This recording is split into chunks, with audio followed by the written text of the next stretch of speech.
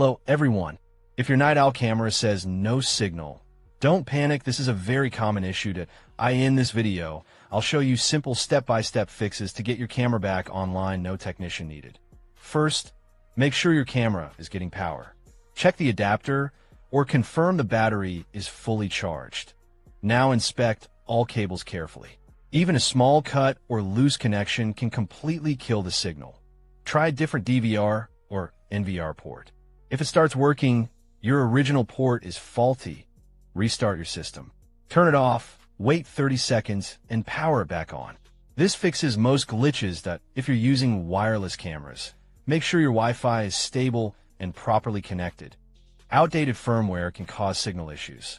Always keep your system updated that if nothing works, perform a factory reset.